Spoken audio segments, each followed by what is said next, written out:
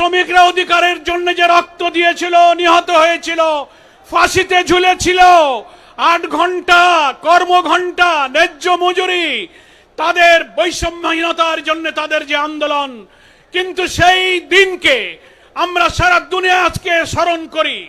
আন্তর্জাতিকভাবে আইন হয়েছে, শ্রমমন্ত্রী হয়েছে, শ্রম দপ্তর হয়েছে, আইএলও হয়েছে, অর্ডিন্যান্স হয়েছে, আইআরও হয়েছে।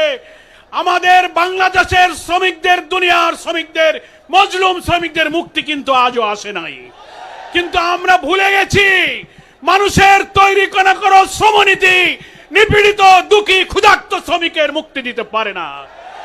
শ্রমিকের মুক্তির জন্য আজ থেকে 1500 বছর আগে আমাদের প্রিয় নবী, মজলুমের নবী, দাস শ্রেণীর শ্রমিক, দুঃখী মানুষের প্রিয় নেতা মুহাম্মদ মুস্তাফা সাল্লাল্লাহু আলাইহি ওয়াসাল্লাম যে অবিস্মরণীয় অনুপম শ্রমনীতি উপহার দিয়েছিলেন, আজ যদি সেই শ্রমনীতি আমরা বাস্তবায়ন করতাম, আমাদের মজুরি, কর্মঘণ্টা, সমস্ত অধিকার আমরা ফিরে পেতাম।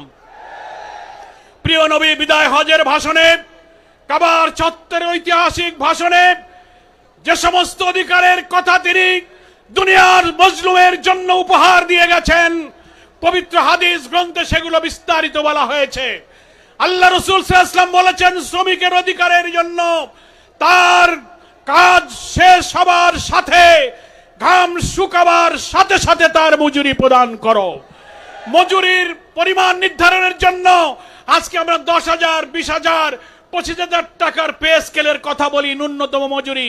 আমার প্রিয় নবী বলেছেন, সমকালীন বাজার চাহিদা, মানুষের প্রয়োজন মেটাবার জন্য মালিক যা খাবে পড়বে, শ্রমিকও যেন তাই খাইতে পারে, পড়তে পারে, ওই পরিমাণ মজুরি দিতে হবে। দুনিয়ার কোন শ্রমনীতি, সমাজতন্ত্র, পুঁজিবাদ, ধর্মনিরপেক্ষতা, জাতীয়তাবাদ, কোন শ্রমনীতিতে শ্রমিকের এই উন্নত মজুরির কথা বলা হয়নি। মালিক যা খাবে পড়বে, শ্রমিকও যেন তাই খাইতে পারে, পড়তে পারে। আজকের বাজার মূল্যে যদি সেই স্ট্যান্ডার্ডকে ধরে মজুরি নির্ধারণ করা হতো, আজকে কি শ্রমিকের কপালে কোনো দুঃখ থাকতো? 1968 সালে শ্রমিক কল্যাণ ফেডারেশনের জন্ম, তারও আগে এই দেশে 60-এর দশকে বামপন্থী কমিউনিস্টরা শ্রমিক ময়দান দখল করার জন্য লাল পতাকা তুলে ধরো, সমাজতন্ত্র কায়েম করো। তারা বলেছিল trade union is the school of communism. 68 সালে শ্রমিক কল্যাণের প্রতিষ্ঠা করে এদেশের শ্রমিক নেতারা শ্রমিক অঙ্গনে রসুলের শ্রমনীতি বাস্তবায়নের জন্য বলেছিল। রসুলের সেই আদর্শ বাস্তবায়নের জন্য ইসলামী সমাজ প্রতিষ্ঠার সংগ্রাম আর ইসলামী শ্রমনীতির সংগ্রামকে এক অভিন্ন সংগ্রামে পরিণত করতে হবে। সাধ্যের অতিরিক্ত বোঝা চাপিও না। শ্রমিকের সাধ্যের অতিরিক্ত ডিউটি করলে তাকে অতিরিক্ত মজুরি দাও। কোম্পানিতে লাভ হলে শ্রমিককে লাভের লভ্যাংশ প্রদান করো। শ্রমিকের মৌলিক চাহিদা পূরণ, থাকা, খাওয়া, শিক্ষা, চিকিৎসার জন্য তার ন্যূনতম প্রয়োজন বাজার মূল্যে যেন সে মেটাতে পারে। আমার প্রিয় নবী সেই সব আদর্শের কথা বলেছেন। তাই বাংলাদেশ শ্রমিক কল্যাণ ফেডারেশন এই অনুপম শ্রমনীতির জন্য একটি নতুন ধারার ট্রেড ইউনিয়ন রাজনীতি শুরু করেছে। মালিক আর শ্রমিকের মধ্যে শত্রুতা নয়, সৎ মালিক, সৎ শ্রমিক বন্ধু হয়ে উৎপাদন অর্থনীতির চাকা ঠিক রাখবে, আবার শ্রমিকের প্রয়োজন পূরণ করার ন্যায্য মজুরি তারা অর্জন করবে। শ্রমিক সৎ থেকে ডিউটিতে ফাঁকি দেবে না, কারখানা অর্থনীতি চালু রাখবে। আবার মালিকও শ্রমিকের ন্যায্য মজুরি না দিয়ে শ্রমিককে ঠকাবে না। উভয়ের মধ্যে সততার ভিত্তিতে সম্পর্ক। বামপন্থী কমিউনিস্টরা বলে শ্রেণী সংগ্রাম হচ্ছে পৃথিবীর ইতিহাস, ক্লাস স্ট্রাগলের কথা বলেন। শ্রমিক কল্যাণ ফেডারেশন নতুন ধারায় বলে না, শ্রেণী সংগ্রাম নয়, সত্য মিথ্যার দ্বন্দ্বই হচ্ছে পৃথিবীর ইতিহাস।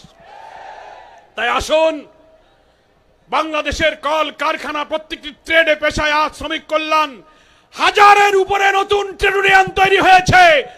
পরিবহন, রিক্সা, রাস্তাঘাটে যত পেশা আছে, কৃষি, রেল, বন্দর, পাটকল, সুতাকল, চিনিকল, যত পেশা তত ট্রেড ইউনিয়ন গড়ে তুলে আমরা শ্রমিক সমাজকে আদর্শ, চরিত্র, নৈতিকতা শিক্ষা দেব।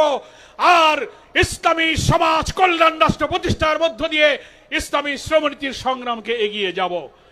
একটা কথা বলি, যদি আমরা মনে করি এই রাষ্ট্র, এই সমাজ, এই দেশ, এই পার্লামেন্ট যে আইনে চলছে এটা যদি অব্যাহত থাকে, এর ভিতর দিয়ে আমাদের আলাদা শ্রমিক এবং ইসলামী শ্রমনীতির সংগ্রাম কিন্তু সফল হবে না। একই সঙ্গে কল্যাণ রাষ্ট্র, ইসলামী সমাজ প্রতিষ্ঠার সংগ্রাম আর ইসলামী শ্রমনীতি প্রতিষ্ঠার সংগ্রাম এক এবং অভিন্ন সংগ্রামে পরিণত করলে আমাদের কাঙ্ক্ষিত স্বপ্ন ইনশাল্লাহ পূরণ হবে। সকলকে ধন্যবাদ জানিয়ে বিকাশমান, অগ্রসরমান শ্রমিক কল্যাণ ফেডারেশনের এই ট্রেড ইউনিয়ন আন্দোলনকে এগিয়ে নিয়ে যাওয়ার জন্য আজকের এই মে দিবসের জমায়েতে যারা এসেছেন সকলকে আহ্বান জানিয়ে, মহান আল্লাহর শুকরিয়া জানিয়ে আমি আমার বক্তব্য শেষ করছি। আল্লাহ হাফেজ।